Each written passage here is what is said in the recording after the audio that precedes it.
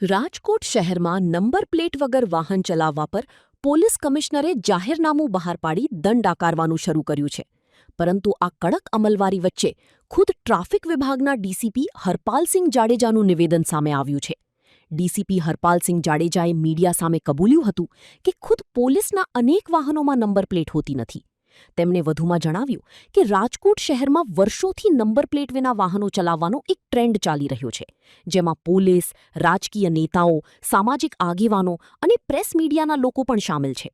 એક તરફ સામાન્ય જનતાના વાહનો ડિટેઇન કરીને કડક દંડ વસૂલવામાં આવી રહ્યો છે, ત્યારે બીજી તરફ ટ્રાફિક વિભાગના ઉચ્ચ અધિકારીના આ એકરારે રાજકોટ પોલીસની કામગીરી પર ગંભીર સવાલો ઊભા કર્યા છે. એમવી એક્ટ 207 મુજબ આપના વાહનમાં 3 પરિસ્થિતિમાં વાહનો ડિટેન કરવા પડે.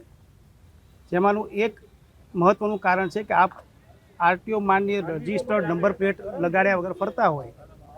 બીજું છે લાયસન્સ, અને ત્રીજું છે કે આરટીઓમાંથી જે કાંઈ પરમિશન લેવાની લીધા વગર તમે ફરતા. આ 3 કારણો એવા છે કે જેમાં તમારા વાહનો ડિટેન કરવા પડે.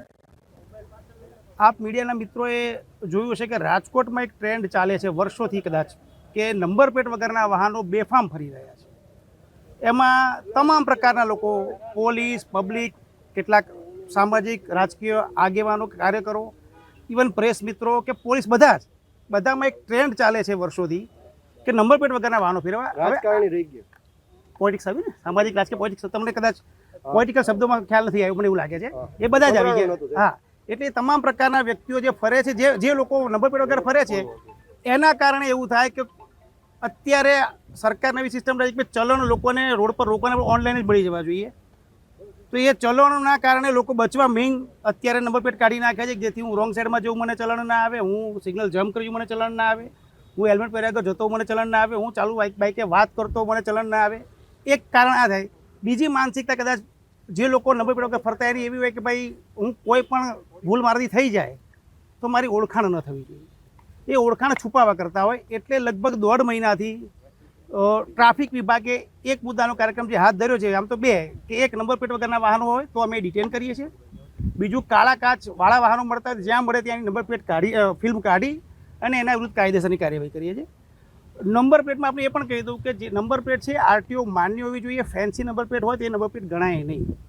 કીચડથી ઢંકાઈ ગઈ હોય અને દૂરથી વંચાય નહીં એવી નંબર પ્લેટ પણ નંબર પ્લેટ ગણાય નહીં. એટલે આ પ્રકારના વાહનો જે મળી આવે છે એની વિરુદ્ધ અમે કાર્યવાહી કરી રહ્યા છીએ. તમે જે સેજલ બેન વાળું વાહન કહ્યું છે, એ ગઈકાલે હું કોર્ટમાંથી આવી, મેં તપાસ કરી, એટલે વિડીયોમાં નંબર પ્લેટ નહોતી. એટલે એ બાબતે ત્યારની એમની છે, એ વાહન બોલાયું હતું, વાહન લઈને આવ્યા છે, અત્યારે કંઈક જાય છે, ત્યાં નંબર પ્લેટ છે, તોય પણ એમને ગઈકાલના કારણે દંડ ભરવાનું કહી દીધું છે કે દંડ ભરવો પડશે. હવે અત્યારે નંબર પ્લેટ લગાવી લીધી છે એટલે અમે ડિટેન નહીં કરી શકીએ. પહેલી વાર જ્યારે પણ કોઈ વાહન પર પોલીસ પહોંચે અને ત્યારે નંબર પ્લેટ ન હોય ત્યારે 100% ડિટેન થાય, પછી કોઈનું પણ હોય. વાયરલ વિડીયોનો કોઈ વજૂદ નહીં. એમના આધારે એમને દંડ થશે ને. ડિટેન કરવા માટેની પ્રાથમિકતા હોવી જોઈએ કે એમાં નંબર પ્લેટ ન હોવી જોઈએ. હવે જ્યારે અત્યારે લઈને આવશે ત્યારે નંબર પ્લેટ હશે તો હું ડિટેન મેમોમાં ભરીશ. મારા સવાલનો જવાબ આપો. મારા સવાલનો જવાબ આપો કે જો એ નંબર પ્લેટ વાહન લઈને આવશે, નંબર પ્લેટ વગરનું વાહન લઈને પંપ પર જશે, પંપ વાળાએ જાણ કરવાની છે, આવ્યો છે. હા, પણ એટલે એમાં હું આપણે એક બનાવતો આપણે કહી દઉં કે કાળી ગાડી ગઈ હતી એની વિરુદ્ધ આપણે ગુનો દાખલ કરી દીધો છે. હા, બિલકુલ થશે. હમણાં એની તપાસ કરી લેશું. હજી મેં જોયો નથી. અમે સવારના ફંક્શન હું જોઈ લઈશ. વિડીયો હશે તમને એનો કોન્ટેક્ટ થશે. તમે નામ કોઈ નાગદાનભાઈ ચાવડા, મને એનો મોબાઈલ નંબર આપી દઉં, ખાતરી કરી લઈશ ગાડી એના નામે છે કેમ. એ જ ગાડી એના નામે એને પણ બોલાવી થશે અને અમે પહોંચું ત્યાં સુધી નંબર પ્લેટ નહીં લાગ્યું તો એની ગાડી ડિટેન થશે. આ સીધો નિયમ છે.